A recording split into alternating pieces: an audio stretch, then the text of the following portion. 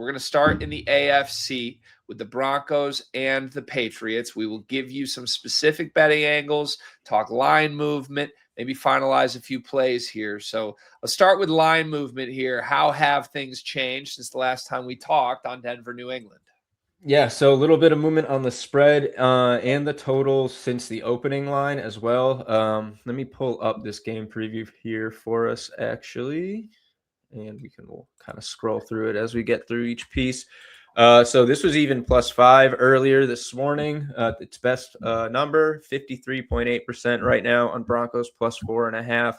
50-50 on the total at 42.5, which is what we saw the other day.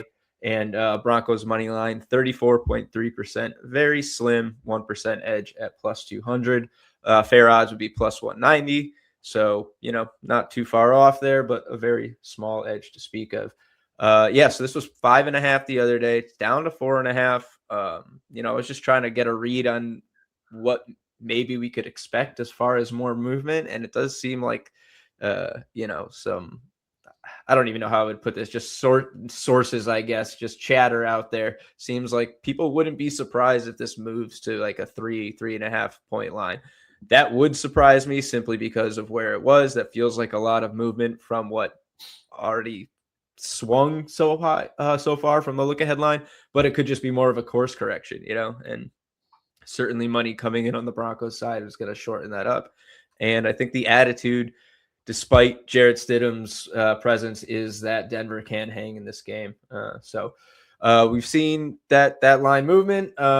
Before, when it was +5, the model still had the Broncos inside the +4 with the final score, which hasn't changed. So we're seeing at least a little bit of consistency in the model's faith on the Broncos. When it was 5.5 the other day, it was a higher probability than this, I believe, but it was no value there given the odds. Now you're getting a little closer to even money, so there's some actual value on the spread.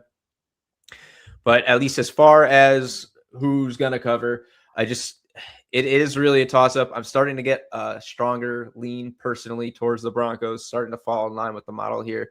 But it's just the defense is such a swing point of this game that it's really going to, it's kind of hard to predict. Denver may have to do more than usual. They may have to make more stops. They might be on the field a little bit longer if Stidham can't sustain drives. So their ability to get to Drake May, and by correlation, the Patriots offensive line keeping Drake May safe and giving him time is going to be huge. Patriots have been hammered by defensive lines in the playoffs so far. May's been sacked 10 times. He's fumbled 6 times. Denver's defense averaged nearly 4 sacks per game this year. It's a nightmare matchup. They got 3 on Josh Allen last week. And the team that allowed the fewest sacks this season, Denver, 1.3 per game. Bo Nix wasn't sacked last week. So it's just a lot to think about as far as what this game will hinge on. But it really feels like it's going to be specifically in those trenches as far as the passing game and which quarterback basically is going to get the time to throw. I feel like if you can have time to throw as Jarrett Stidham, you can probably make some plays. They're going to have all week for him to get up to speed. It's not like he's coming in the middle of a game, suddenly has to lean on, a package of plays that he's used to. And Patriots wise, Drake May had, sacked 10 times. He had the struggles. And if he's kind of on the move against a defense that, granted, gave up a lot of yards last week, a lot of points, still made problems for Josh Allen, who turned the ball over 4 times. So, it's really going to be a fun one, I think, despite what might not be the cleanest game to watch. So I definitely think, that puts the Broncos cover in play. They might be able to do just enough to get them in position. And, as mentioned, Drake May's slightly shaky play lately, and the Broncos defense, which I feel like last week was definitely more of an outlier than what we're going to see as like a paradigm shift of the Broncos defense suddenly be bad. Definitely feels like a Broncos game. But at the same time, I can see Stidham doing just enough, but not a lot. So I would like the under, I think, in this scenario, despite my gut feels not really being on point last week when the model had a 50-50 play. So I would lean Broncos in the under at this point. But, I don't know. We'll see how this number changes, maybe even further as we get closer to Sunday. Let's give it Sunday, right?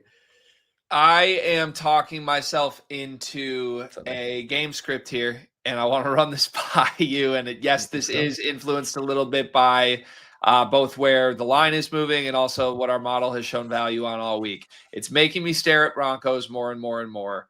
I'm holding that futures ticket. I'd love to see them get to the Super Bowl at this point to potentially be able to hedge that. At the same time, if they are actually going to win and or keep this close, I think there's a very specific way it happens. And I think it involves some Drake May turnovers. And I think it involves basically flawless, no mistake driven offensive ball from Stidham.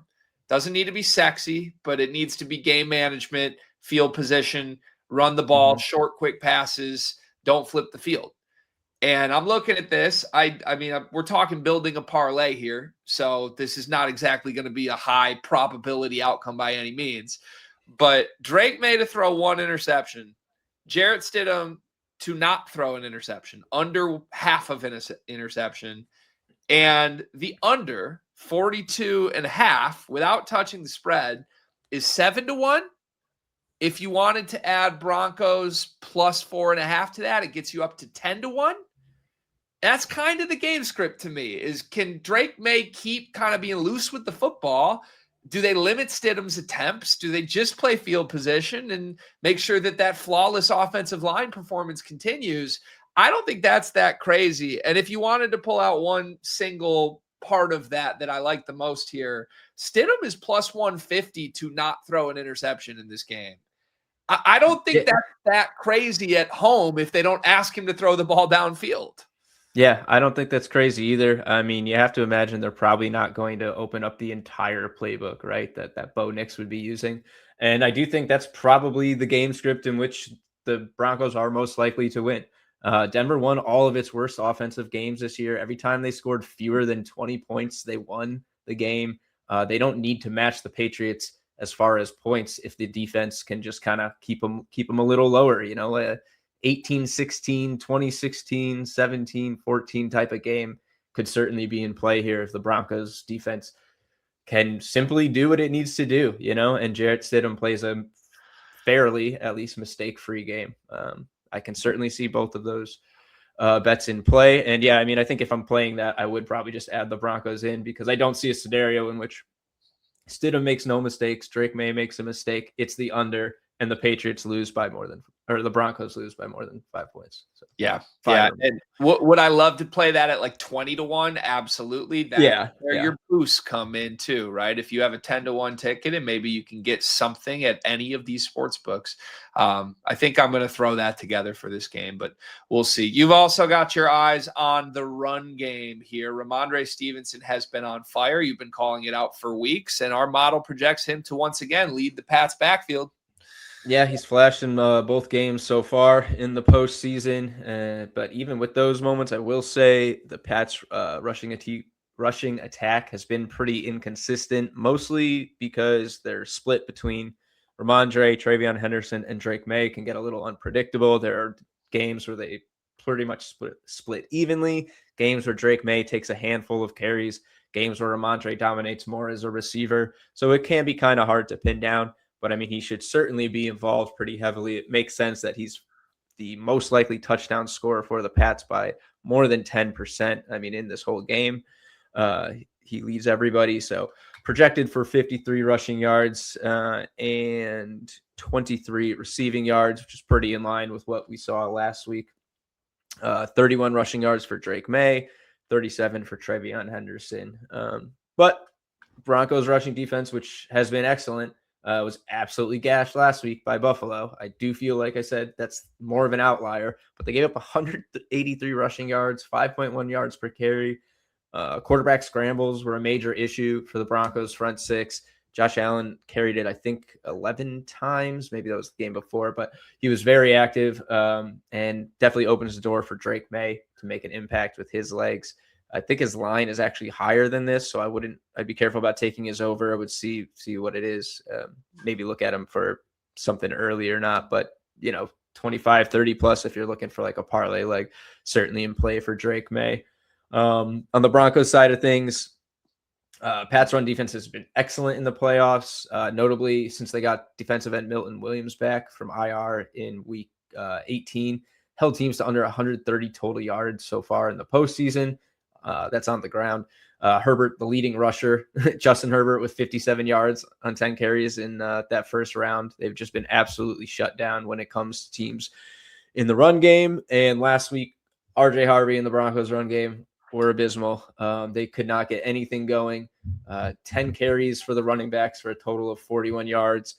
Jaleel McLaughlin had just 4 carries, which tied his second lowest mark in 8 straight games. So it doesn't look like, I don't know, now you're going to have to deal with him as being the RB2 in a backup quarterback run offense. So I don't really see much going for Jaleel McLaughlin this week. Question would be if Harvey can bounce back and thrive. And there's a name popping up in here, which was not earlier, which I did make myself a note here that we'll talk about. But I would just say the model's leaning no, at least as far as Harvey bouncing back. His theoretical line could not get a rushing line, probably because of what's going on with the run game here. But I would imagine his theoretical over-under would be about 45.5 based on what his odds for 40 plus and 50 plus are. I could not find an over-under, though, for him or McLaughlin. Ironically, you can find Marvin Mims with an over-under of 2.5 rushing yards, but not on a running back. And that's probably worth noting. It's because J.K. Dobbins has had his practice window open.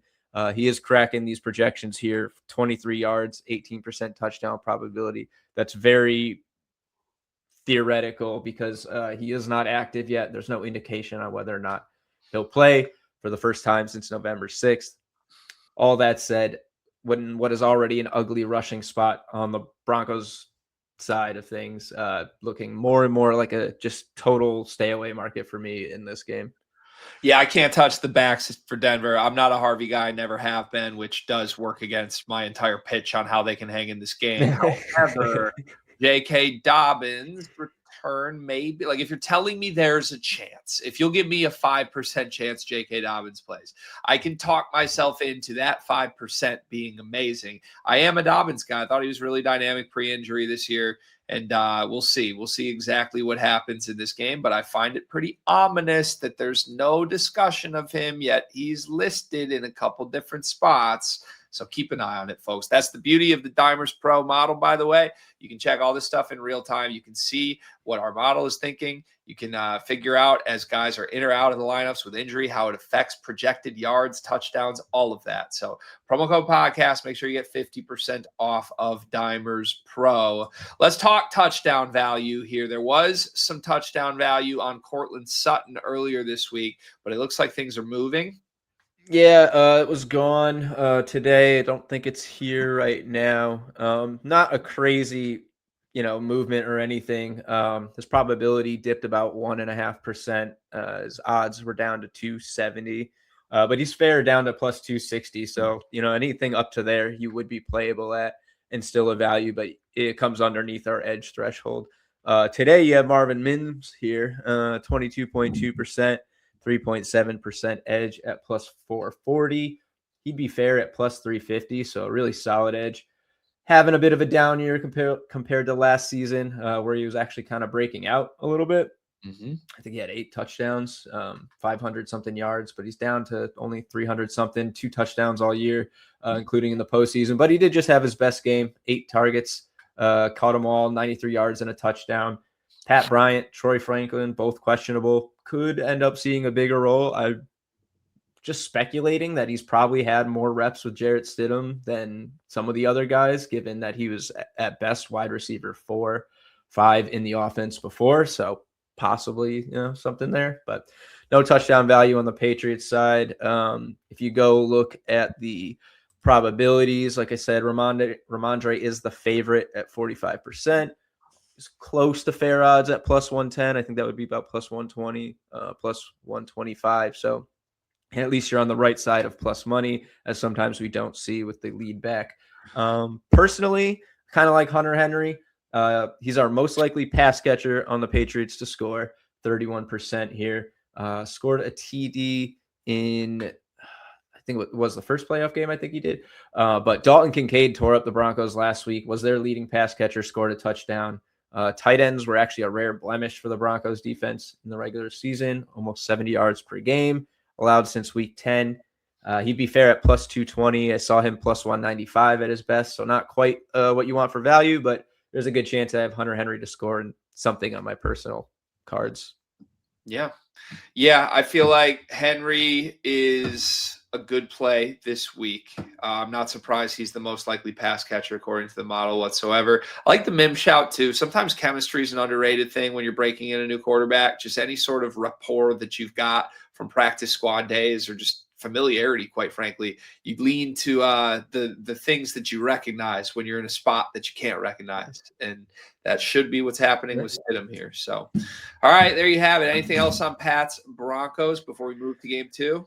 That's it for me. Let's get out of here.